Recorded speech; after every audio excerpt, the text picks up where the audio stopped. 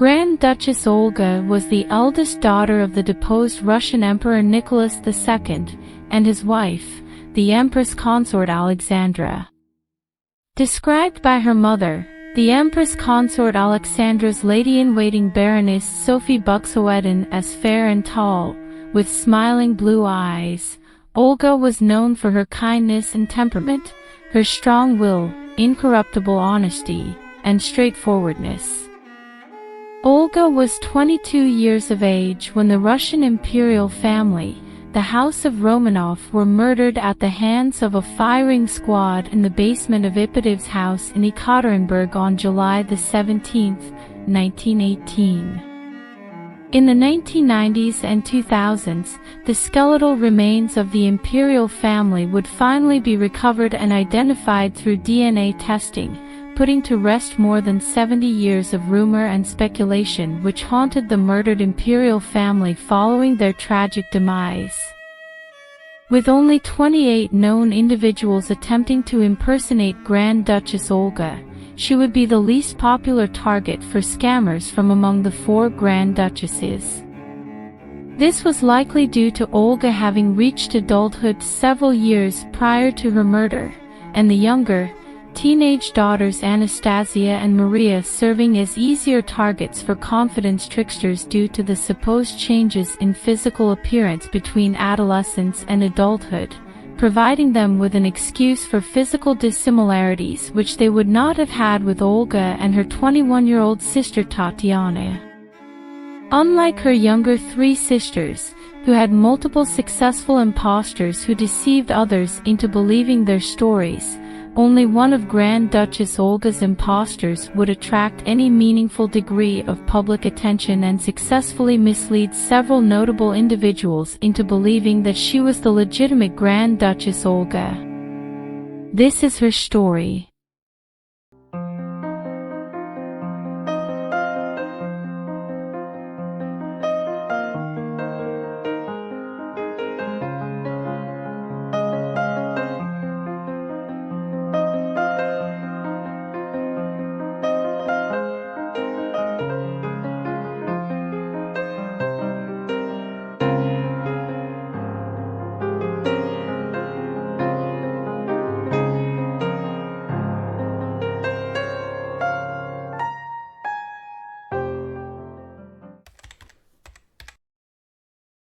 Little is known about the origins of Marga Boodts. However, it is possible that she was born around 1895 in Utrecht, in the Netherlands. Boodts took her surname from a German officer by the name of Karl Boodts, whom she married in Berlin on May 5, 1926, before divorcing him 2 years later.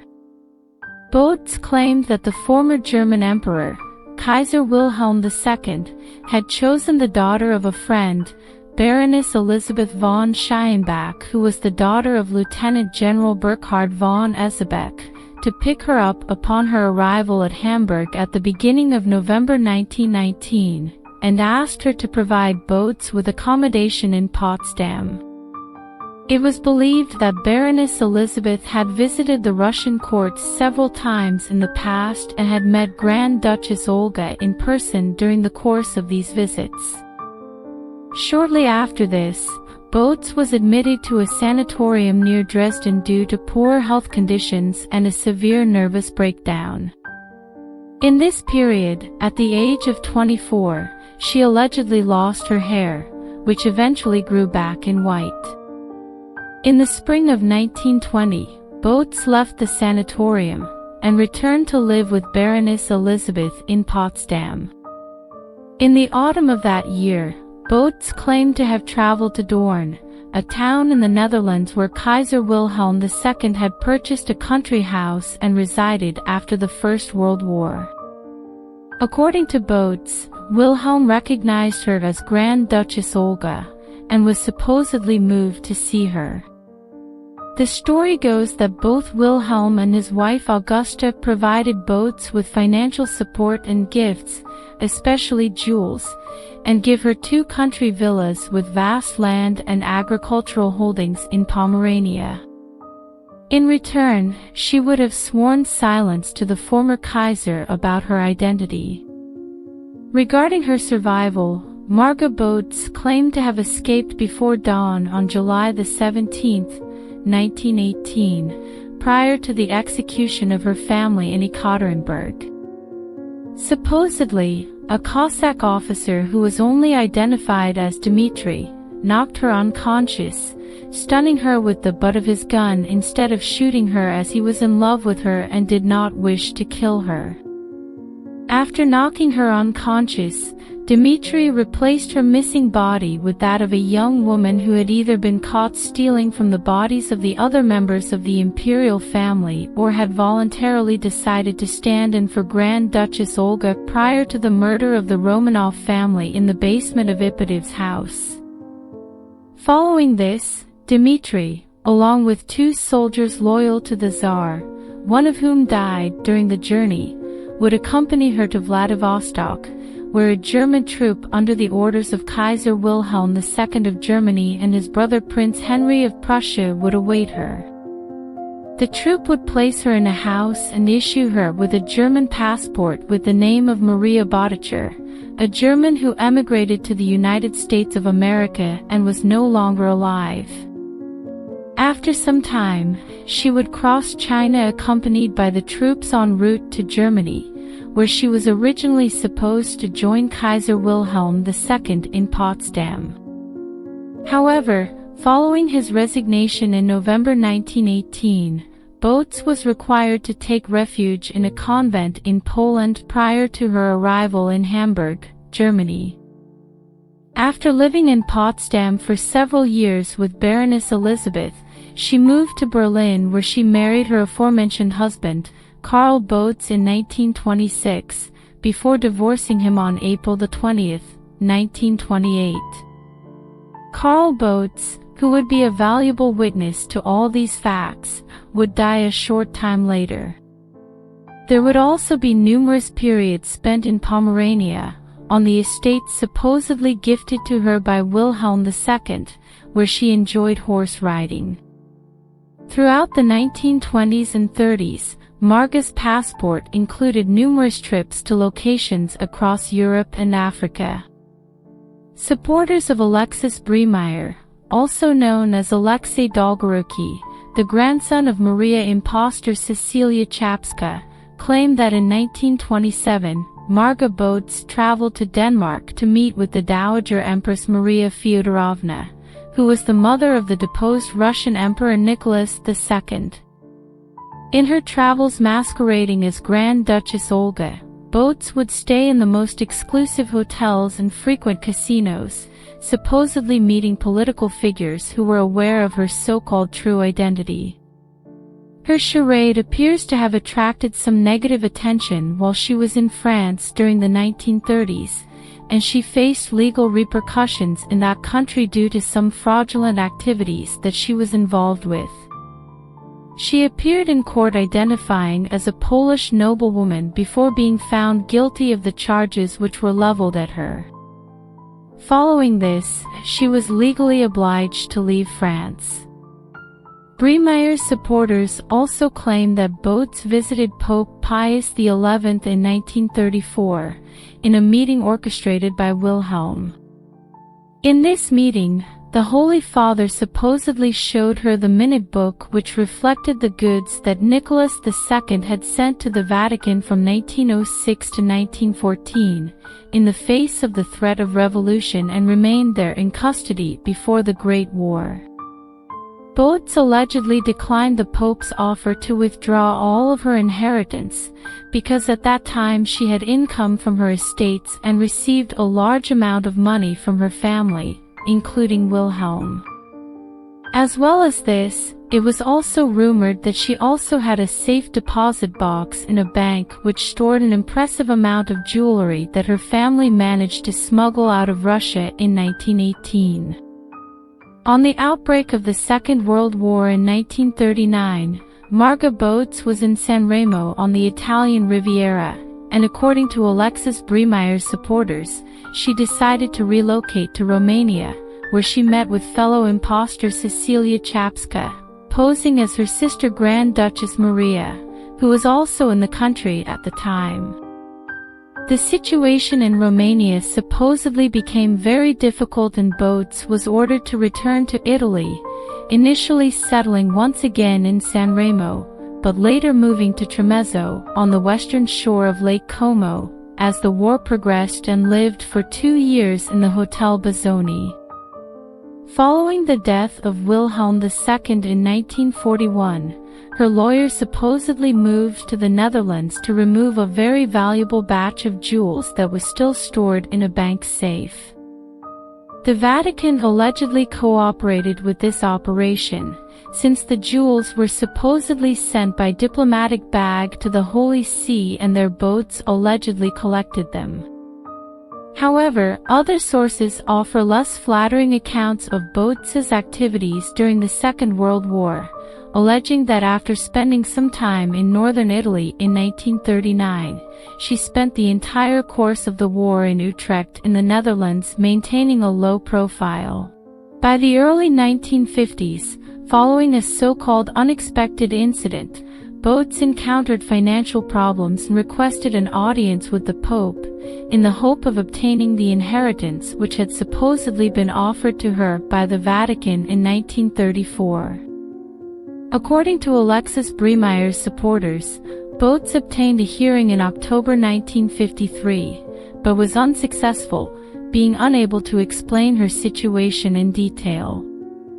Boodts made a second attempt and was received again on the 17th of November at the home of the Papal Palace.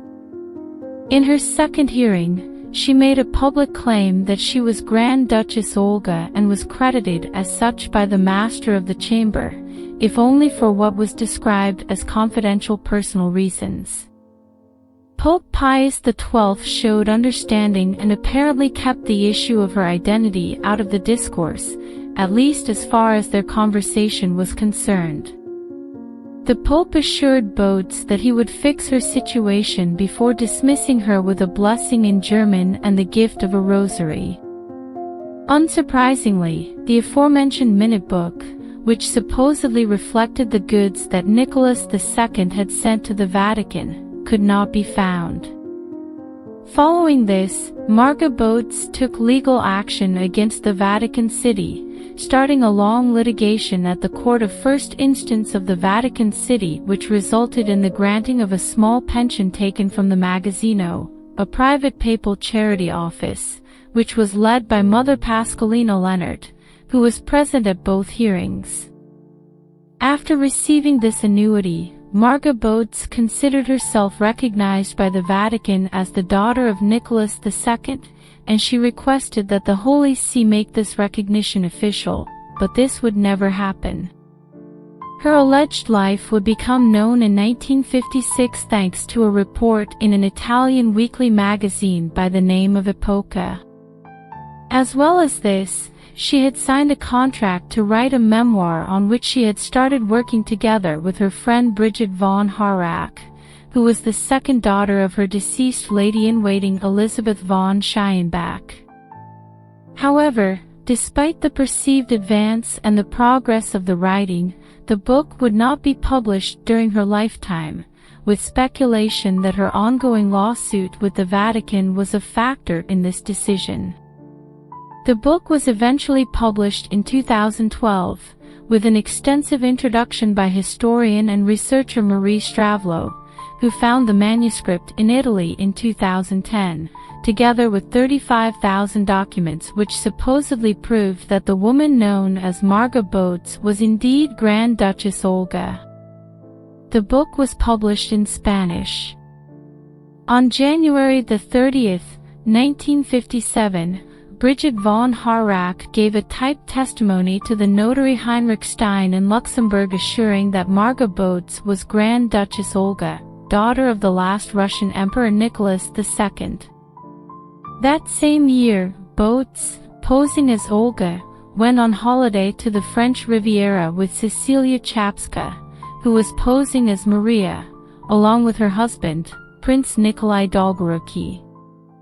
Also in 1957, Olga's 60-year-old cousin, Prince Sigismund of Prussia, who lived in Costa Rica, had returned to Germany to visit Anna Anderson, the well-known impostor of Grand Duchess Anastasia. Here he received a telephone call from Brigitte von Herak. Brigitte informed Sigismund that his cousin Olga had not died, and that she resided on Lake Como in difficult economic conditions. Following this call, Sigismund of Prussia traveled to Italy on the 20th of September to visit Boodts. Just as Sigismund had wrongly recognized Anna Anderson as his cousin Anastasia, he recognized Marga Boodts as his other cousin Olga, whom he had last seen in 1912. The pair talked for 2 days about past personal episodes lived together in their youth that, according to Sigismund, only the real Olga could have known. They also looked at photographs and talked about friends and relatives. Sigismund was struck by the bright blue of her eyes and had no doubt that Marga Boodts was his revived cousin Olga. Surprisingly, Sigismund was convinced to the end that he was talking to his cousin. In 1974, he gave an interview to the press at his home in Costa Rica, in which he categorically stated, "We talked about many things that were unknown to anyone else, because only she and I were witnesses to these events."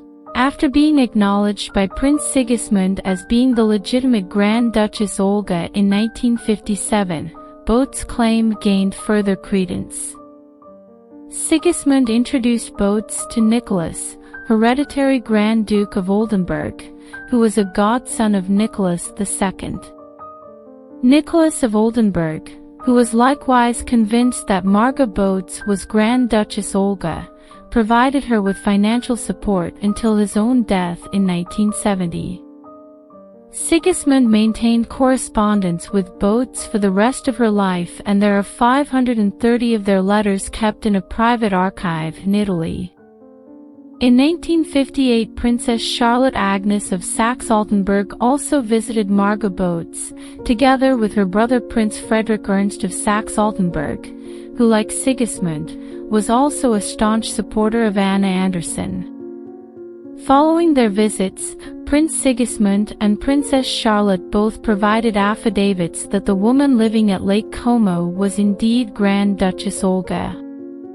However, this would be the extent of the support Boodts would receive in her claims to be Olga, as all the other nobles of Europe who had been contacted by Sigismund, many of them related to the Romanovs, had refused to recognize Marga Boodts and dismissed her claim to be the Grand Duchess. Following this, Marga lived a life of seclusion for many years in a villa near Lake Como, Italy. She avoided journalists and publicity during the latter years of her life. However, journalists Anthony Summers and Tom Mangold visited Boodts in 1975 at her Lake Como villa as part of their research for their book, The File on the Tsar. She reportedly declined to speak about herself or past events, and apparently, nothing at all emerged from the meeting to support the notion that she was either the Grand Duchess Olga or even a Romanov. Marga Boodts died in 1976 of pneumonia and was buried in the cemetery of Menaggio.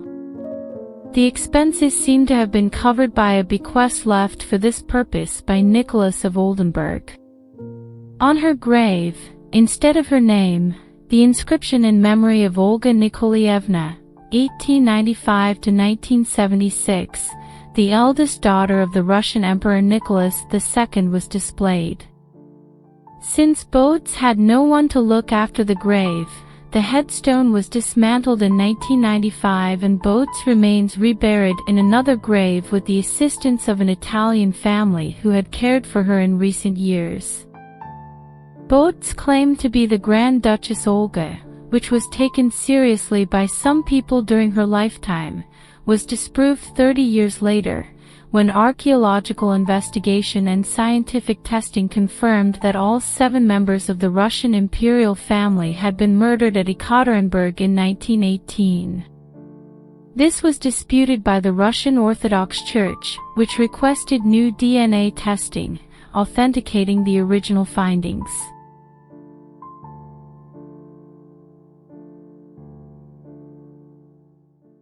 Thank you for watching this video. If you enjoy the content we produce here at Heart for History, please like and subscribe. And please feel free to leave a comment, as your feedback is greatly appreciated. Thanks again, and we'll see you again soon.